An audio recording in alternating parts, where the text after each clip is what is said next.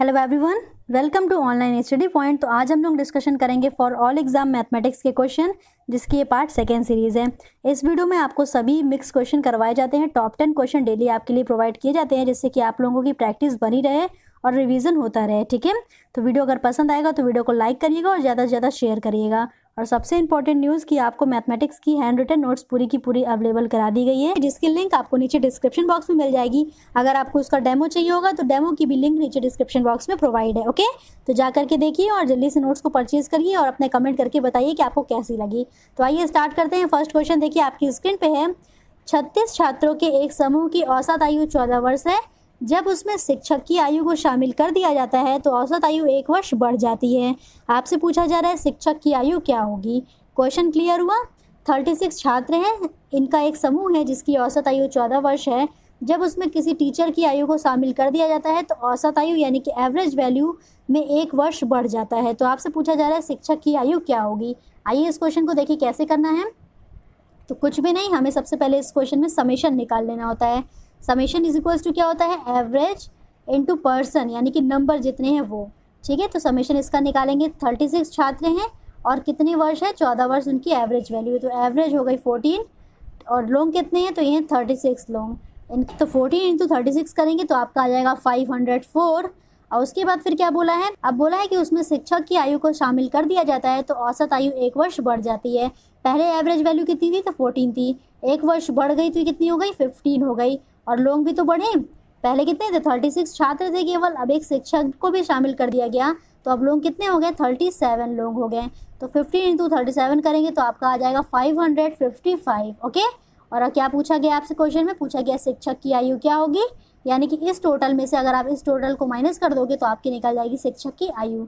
तो 555 में से आपको माइनस कर देना है 504, यानी कि आपका आंसर आ जाएगा 51 वर्ष जो है वो शिक्षक की आयु है। ठीक है, तो इस तरह के क्वेश्चन को करना बहुत ही ईजी होता है। बस आप समेशन निकालो और जैसे जैसे क्वेश्चन बोलता जाए उसी के अकॉर्डिंग करते जाओ। तो ये क्वेश्चन एसएससी लेवल पे पूछा गया है, इसलिए आपको करवाया जा रहा है। ठीक है, तो सारे के सारे आपको रिवीजन मिलेंगे। टफ क्वेश्चन भी होंगे, इजी क्वेश्चन भी होंगे और नॉर्मल क्वेश्चन भी होंगे। तो इसमें आपको टेंशन लेने की ज़रूरत नहीं है, आप अपना रिवीजन अच्छे से स्ट्रॉन्ग रखो। आइए चलते हैं क्वेश्चन नंबर सेकेंड पे। तो क्वेश्चन नंबर सेकेंड अब आपकी स्क्रीन पे है। क्वेश्चन नंबर सेकेंड को पढ़िए। एक आयताकार टंकी की लंबाई 6 मीटर, चौड़ाई 2.4 मीटर तथा गहराई 1 मीटर है, तो आधा भरा हुआ टंकी में जल का आयतन कितना होगा। क्वेश्चन समझ में आया। एक टंकी दी गई है जिसकी लंबाई चौड़ाई गहराई पता है। आपको पूछा है कि अगर उसमें आधा जल भरा है तो जल का आयतन क्या होगा। क्लियर, चलिए निकालते हैं। तो देखिए टंकी का आपको आयतन निकालना है। टंकी का आयतन कैसे निकालेंगे, तो वो हम लोग निकाल लेंगे लंबाई गुणे चौड़ाई गुणे गहराई करके। लंबाई कितनी है, लंबाई है 6 मीटर, चौड़ाई कितनी है, तो 2.4 मीटर चौड़ाई है, और गहराई कितनी है, तो यह है 1 मीटर की गहराई। इन सब का मल्टीप्लिकेशन करेंगे कितना आ जाएगा, यह आ जाएगा 14.4 मीटर का क्यूब। ये क्या आ गया इसका, तो आयतन आ गया। ठीक है, किसका आयतन, टंकी का आयतन आ गया। अब इसमें बोल रहा है कि आधा इसमें जल भरा हुआ है तो जल का आयतन क्या होगा। तो अगर आधा इसमें जल भरा हुआ है तो इसको हम डिवाइड कर देंगे 2 से, यानी कि जल का आयतन पता चल जाएगा। देखिए तो टंकी जितनी ही बड़ी होगी उसमें जितना भी टंकी का जो आयतन होगा उसमें जितना जल भरा होगा उसका भी आयतन सेम होगा। तो अगर हम लोग टंकी का आयतन निकाल लेंगे तो आपको जल का भी आयतन पता चल जाएगा। अगर टंकी फुल भरी होती तो जल का आयतन इतना होता, पर यहाँ पे बोला है कि टंकी आधी भरी है। आधी भरी है तो आपको इसको डिवाइड कर देना है किससे, 2 से, यानी कि 14.4 divided by 2 which is equals to 7.2 metre cube. ठीक है, तो आधे भरे हुए टंकी में जल का आयतन कितना हो गया, 7.2 मीटर क्यूब। यही आपका आंसर करेक्ट हो जाएगा। ओके, आइए चलते हैं नेक्स्ट क्वेश्चन। देखिए क्वेश्चन नंबर 3 क्या है। तो क्वेश्चन नंबर 3 में आपसे पूछा जा रहा है ए तथा बी की वर्तमान आयु क्रमशः 48 वर्ष तथा 32 वर्ष है, तो 12 वर्ष पूर्व ए तथा बी की आयु का अनुपात क्या होगा। क्वेश्चन क्लियर हुआ। इस तरह के क्वेश्चन बहुत ही ज़्यादा पूछे गए हैं। ए तथा बी की वर्तमान आयु दी गई है और 12 वर्ष पूर्व उनकी आयु का अनुपात पूछा जा रहा है। तो कैसे करना है, देखिए ए और बी ये हमने लिख लिया, 12 वर्ष पूर्व है यानी कि -12 हमें करना है, बस आपका आंसर आ जाएगा। तो ए तथा बी की देखिए वर्तमान आयु आपको दिया गया 48 और 32, तो यहाँ पे रख देना है 48 - 12 डिवाइडेड बाय 32 - 12। इसमें से हम लोग 12 को माइनस करेंगे कितना आ जाएगा, यह आ जाएगा 36 डिवाइडेड बाय इसमें कितना आ जाएगा, तो यह आ जाएगा 20। ओके, क्लियर हुआ। अब किसी नंबर से ये कैंसिल हो रहा हो तो इसको कैंसिल करिए। देखिए 2 से कैंसिल हो रहा है, 2 × 1 = 2, 2 × 8 = 16, फिर उसके बाद इससे कैंसिल करिए 10, उसके बाद देखिए 2 से फिर हो रहा है 9 डिवाइडेड बाई 5, तो कितने का अनुपात आ गया, तो ये आ गया 9:5 का। ए तथा बी की अगर वर्तमान आयु 48 वर्ष और 32 वर्ष है तो 12 वर्ष पूर्व उनकी आयु का अनुपात क्या होगा, 9:5, और यही आपका आंसर करेक्ट हो जाएगा। ओके, आइए चलते हैं नेक्स्ट क्वेश्चन, क्वेश्चन नंबर 4 पे। तो क्वेश्चन नंबर 4 देखिए आपकी स्क्रीन पे है। एक बेईमान विक्रेता अपना सामान लागत मूल्य में बेचने का दावा करके 875 ग्राम की बाट का प्रयोग करता है तो उसका लाभ प्रतिशत कितना होगा। यानी कि उसने क्या कहा कि अपना सामान वो लागत मूल्य पे बेच रहा है, यहाँ पे तो वो ठीक है, पर उसकी जगह 1000 ग्राम की जगह पे उसने बाट के कितने का प्रयोग किया, 875 ग्राम की बाट का प्रयोग किया, तो उसका लाभ प्रतिशत कितना होगा ये पूछा जा रहा है। तो इस तरह के क्वेश्चन को देखिए, जब भी आपको लाभ प्रतिशत या हानि प्रतिशत निकालना हो तो सिंपल सा हमें ये करना है कि जितने ग्राम की बाट का प्रयोग करना था और कितने का उसने किया, तो कितने का करना था, 1000 ग्राम के बाट का प्रयोग किया जाता है, उसने कितने का किया, 875 ग्राम के बाट का प्रयोग कर लिया। ठीक है, और बटे में आपको रखना है जितने ग्राम के बाट का प्रयोग किया, यानी कि 875 गुणा कर देना है 100 से। यहाँ तक क्लियर हुआ, गुणा कर देना है किससे, तो 100 से। अब 1000 में से 875 को माइनस करेंगे तो आपका आंसर आएगा 125 डिवाइडेड बाई 875 इंटू में 100। इसको सॉल्व करिए, कितने बार में जाएगा ये, तो इससे ये कैंसिल होगा 7 टाइम्स में। तो आंसर क्या आ गया, 100 डिवाइडेड बाई 7, यानी कि 14 सही 2/7% जो होगा ये इसका आंसर करेक्ट हो जाएगा। ठीक है, तो उसको लाभ कितने का हो रहा है, तो 14 सही 2/7% का उसको लाभ होगा। कब होगा, जब बेईमान विक्रेता अपना सामान लागत मूल्य में बेचने का दावा करके 1000 के ग्राम की बाट की जगह 875 ग्राम बाट का प्रयोग करता है तो उसका लाभ प्रतिशत 14 सही 2/7% होगा। ओके, यहाँ तक क्लियर। आइए चलते हैं नेक्स्ट क्वेश्चन, देखिए क्वेश्चन नंबर 5 क्या है। तो क्वेश्चन नंबर 5 में दिया गया है एक धन ए, बी, सी और डी में इस प्रकार बांटा गया है कि ए और बी का अनुपात जो है 3:5 के अनुपात में है, बी और सी में अनुपात क्या है 6:7 के अनुपात में, और सी और डी में क्रमशः 8:9 के अनुपात में हो, तो ए अनुपात डी का मान क्या होगा। क्वेश्चन समझ में आया। आपको निकाल लेना है पहले सभी का अनुपात, यानी कि आपको इस तरह से लिखना है, जब भी इस तरह का क्वेश्चन दिया जाए तो ए अनुपात बी अनुपात सी अनुपात डी इस तरह से लिख लेना है। उसके बाद जो जो चीज़ें दी गई हैं उसको सॉल्व करना है। ठीक है, तो ए अनुपात बी का मान क्या दिया है, 3:5, यहाँ पे इसके नीचे लिखिए 3:5 हमने इसके नीचे लिख लिया। उसके बाद बी और सी में अनुपात क्या है, 6:7 का अनुपात, तो बी और सी के नीचे हमें लिखना है 6:7। ठीक है, तो यहाँ पे लिख लिया 6:7। अब उसके बाद सी और डी में अनुपात दिया गया है 8:9 के अनुपात में, तो सी और डी के नीचे एज इट इज़ हमें लिख लेना है 8:9। अब उसके बाद क्या करना है, इन सभी को भरना है। ठीक है, कैसे भरेंगे, तो देखिए इसके जो लास्ट में, इससे स्टार्ट कर दीजिए पूरा ये कर दिया फिल। अब इसके लास्ट में क्या है 7 है तो इससे फिल किया, और इसके स्टार्टिंग में क्या है 6 है तो इससे फिल कर देना है। अब देखिए इसके आगे में जितने बचे हों उसको आगे में 8 भरना है हमें। तो ये चीज़ कैसे आपको करना है, जो भी आगे हो उसके आगे नंबर भरना है, और पीछे में अगर खाली होगा तो उसके जो लास्ट में नंबर होगा उसको भर देना है। ठीक है, अब इन सब का हमें कर लेना है मल्टीप्लिकेशन, तो 3 × 6 × 8 करेंगे कितना आएगा, 144 आएगा। उसके बाद 5 × 6 × 8 करेंगे कितना आएगा, 240 आएगा। 5 × 7 × 8 का मल्टीप्लाई करिए कितना आ जाएगा, ये आ जाएगा 280। उसके बाद 5 × 7 × 9 का अनुपात निकालेंगे, मल्टीप्लाई करेंगे तो ये आ जाएगा 315। यहाँ तक क्लियर हो गया। तो ए अनुपात बी अनुपात सी अनुपात डी का हमने अनुपात निकाल लिया, जो कि 144, 240, 280 और 315 है। ये सारे नंबर अगर किसी नंबर से कैंसिल होते हैं तो आपको कैंसिल करके अनुपात निकालना है, और अगर कैंसिल नहीं होते हैं तो यही नंबर आपका आंसर हो जाएगा। ठीक है, अब आपसे देखिए क्वेश्चन में क्या पूछा गया था, ए अनुपात डी का मान क्या होगा। ए का क्या है 144 है, डी का क्या है 315 है, तो ए अनुपात डी का मान हो जाएगा 144 अनुपात 315, यानी कि इसको आप कैंसिल करोगे तो आपका आंसर आ जाएगा 16:35। ठीक है, तो 16:35 जो है वो ए अनुपात डी का मान करेक्ट हो जाएगा। यहाँ तक क्लियर हो गया। आइए हम लोग चलते हैं नेक्स्ट क्वेश्चन, क्वेश्चन नंबर 6 पे। तो क्वेश्चन नंबर 6 देखिए आपके स्क्रीन पे है।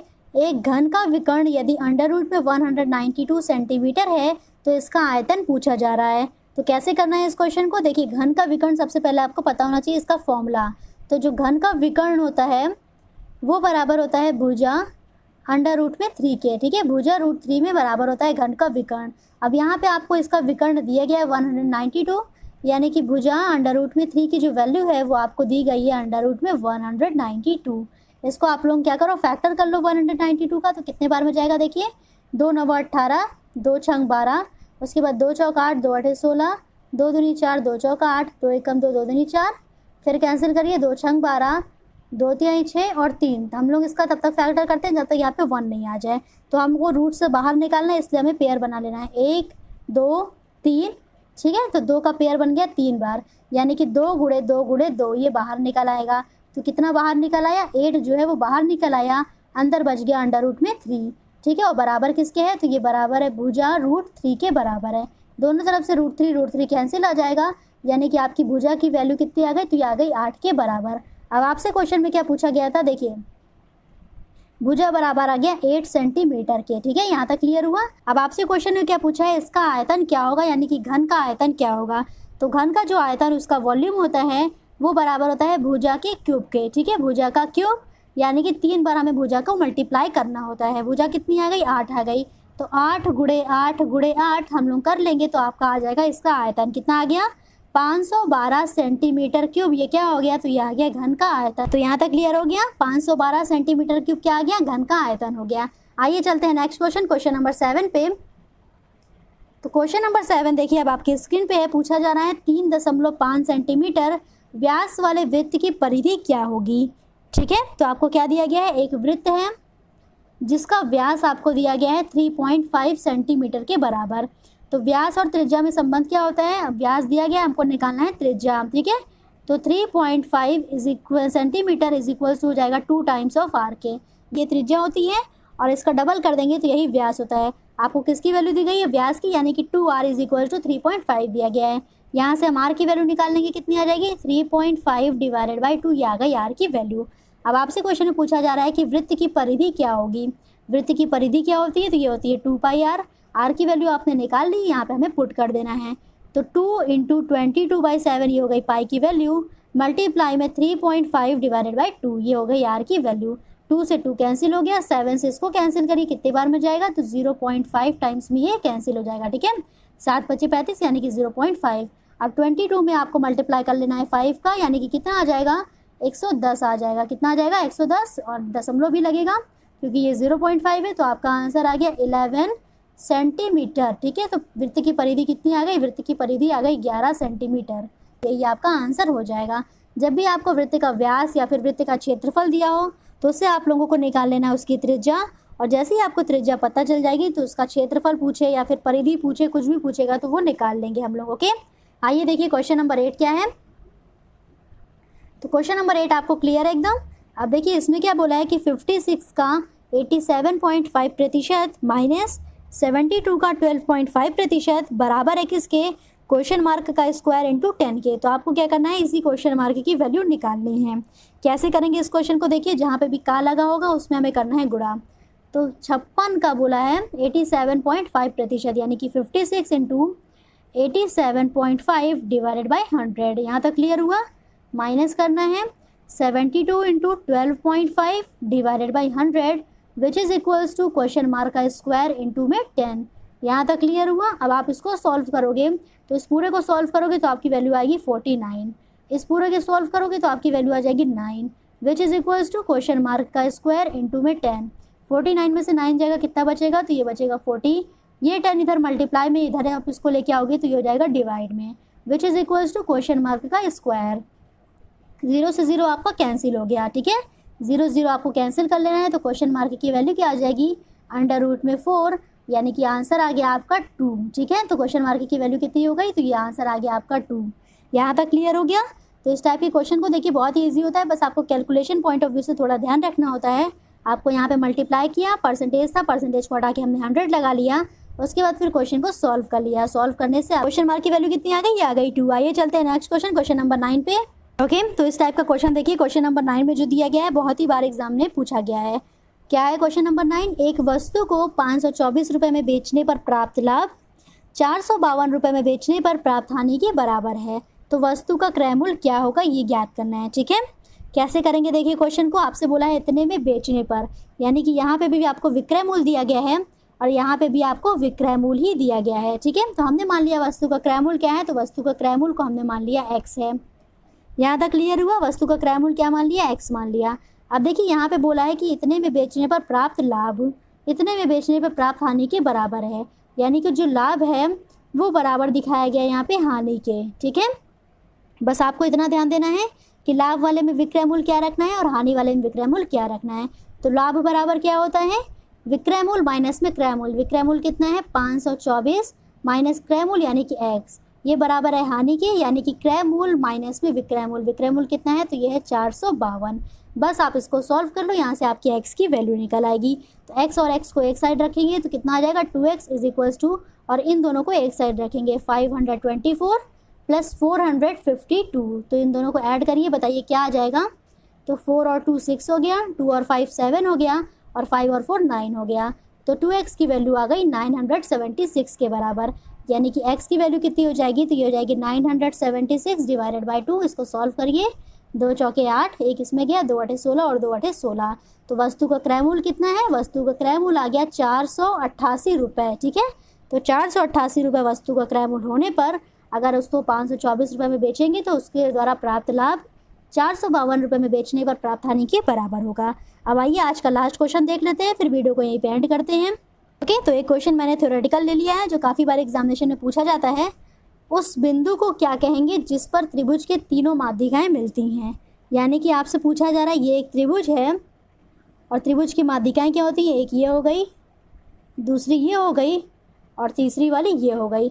तो आपसे क्वेश्चन में पूछा जा रहा है उस बिंदु को क्या कहेंगे जिस बिंदु पर त्रिभुज की तीनों माध्यिकाएं मिलती हैं। तो आपका आंसर हो जाएगा केंद्रक। ठीक है, इस बिंदु को हम लोग क्या कहेंगे, तो उस बिंदु को कहा जाएगा केंद्रक। यही आपका आंसर करेक्ट हो जाएगा। तो यहाँ तक समझ में आ गया। ये टॉप 10 आज के क्वेश्चन आपको कैसे लगे कमेंट करके अपनी रिस्पॉन्स बताइए। और आप लोगों को मैथ्स की नोट्स की लिंक जो है वो नीचे प्रोवाइड की गई है, जिसको भी नोट्स चाहिए होगा वो जा करके वहाँ से परचेज करेगा। बहुत ज़्यादा इसका प्राइस हाई नहीं रखा गया है, आप लोगों के लिए जितना अफोर्डेबल है 99 रुपीज़ इसका प्राइस रखा गया है। ठीक है, तो वीडियो पसंद आया होगा तो इसको लाइक करिए, ज़्यादा से ज़्यादा शेयर करके अपना सपोर्ट शो करिए। Thank you so much.